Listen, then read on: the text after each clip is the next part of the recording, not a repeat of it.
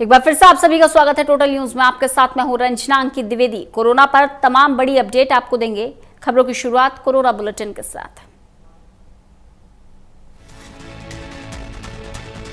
दुनिया भर में कोरोना वायरस से 1,26,000 से ज्यादा की मौत, करीब 20 लाख लोग संक्रमित। अभी तक 4,78,000 से ज्यादा मरीज हुए थे।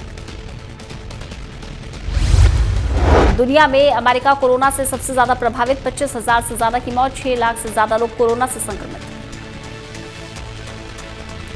डोनाल्ड ट्रंप ने रोकी WHO की फंडिंग, कोरोना को लेकर प्रबंधन करने और इसके प्रसार को छुपाने का लगाया आरोप। UN महासचिव बोले, फंड रोकने के लिए ये समय सही नहीं। देश भर में कोरोना संक्रमित मरीजों की संख्या बढ़कर हुई 11,933, 392 की मौत, 1,444 मरीज हुए ठीक। कुल एक्टिव केस 10,197। महाराष्ट्र कोरोना से सबसे ज्यादा प्रभावित, 2,687 लोग संक्रमित, 178 लोगों की मौत।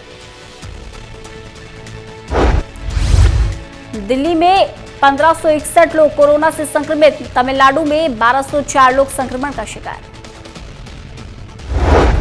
हरियाणा में कोरोना के 6 नए केस, प्रदेश में कोरोना के 190 मामले, अभी तक 43 मरीज हुए ठीक, 3 की मौत। नूंह में सबसे ज्यादा 48 लोगों हुए संक्रमित।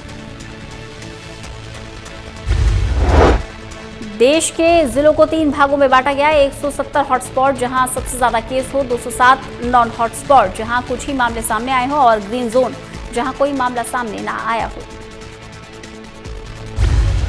नई गाइडलाइंस में 4 पहिया वाहन में ड्राइवर के साथ एक ही व्यक्ति को बैठने की अनुमति, वहीं 2 पहिया वाहन पर सिर्फ एक ही शख्स को बैठने की इजाजत, नियम तोड़ने पर सजा और जुर्माने का प्रावधान।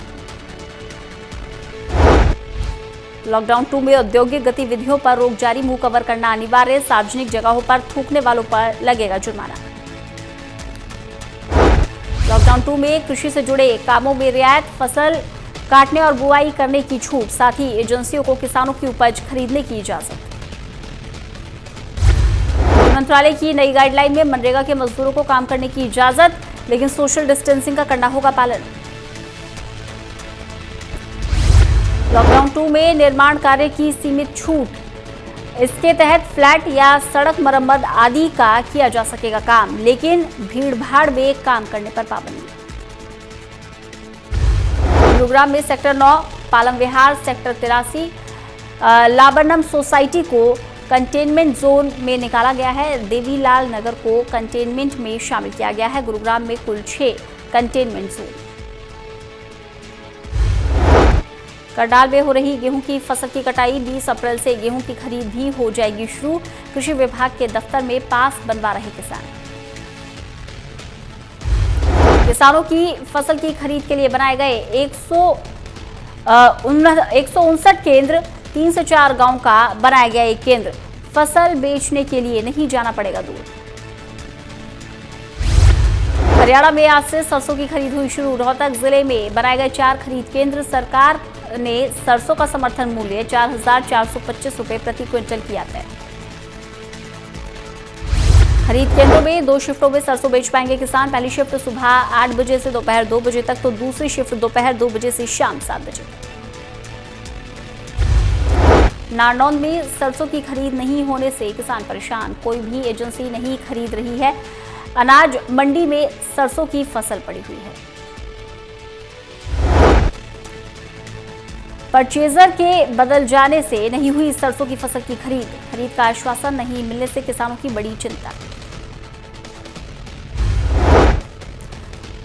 कुमारी शैलजा ने हरियाणा सरकार पर किसानों को प्रताड़ित करने का लगाया आरोप। पूछा, केवल रजिस्ट्रेशन वाले किसानों की ही फसल की खरीद क्यों?